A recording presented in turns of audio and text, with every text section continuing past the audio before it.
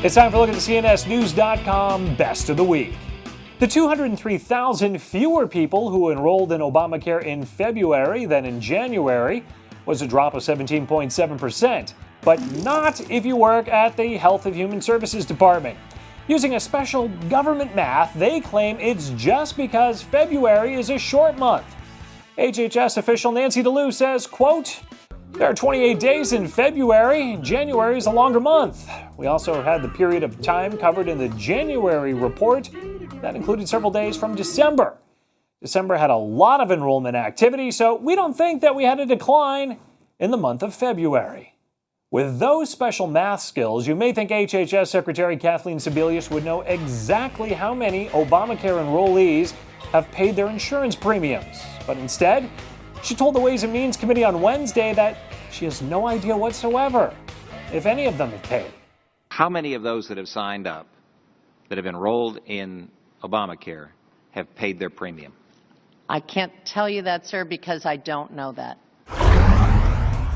One thing attendees at a recent DNC event do know is why they support and want to campaign on Obamacare. As more and more people become familiar with the Affordable Care Act, you're seeing more and more people who like the Affordable Care Act. To me, it's you have to take your medicine at some point. This is medicine. You may not like how it tastes. Well, what do we have? About 10,000 people who lost their junk plans? CBS News confirms more than 2 million Americans have been told they cannot renew their current health insurance policies. It would seem that those in support of Obamacare have a problem counting numbers, but some numbers that can be counted are the Pew Research Center's latest estimate of the number of illegal aliens that are residing in the United States.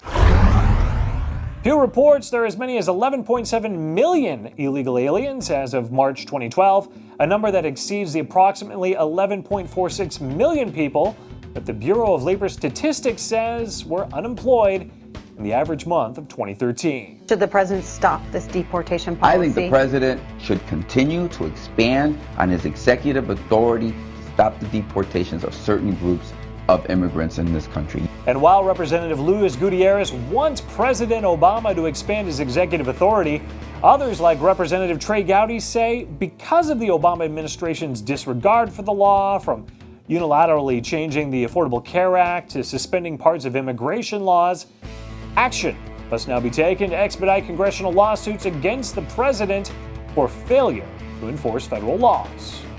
And have the Supreme Court say once and for all, we don't pass suggestions in this body, Mr. Speaker. We don't pass ideas.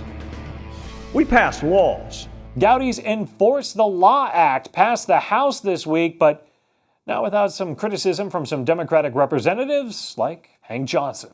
Why haven't they sued to force this president to enforce laws that they contend he has refused to implement? Well, they haven't sued because they know that they would not present a truthful case. Check out these stories and more on CNSnews.com. We leave you with a look at another question that MRC-TV asked at the DNC winter event. How much of the opposition to President Obama do you believe is racist? We leave you with the answers. Have a great weekend, everyone. I think it's about equal. About equal, 50-50. Yep. Wow, that's pretty high. Are we talking 50-50? We talking? I think it's over 50%. Over 50%. I have not done any studies, obviously. That some of this Tea Party anger is racist. Maybe 30%, 40%. Wow.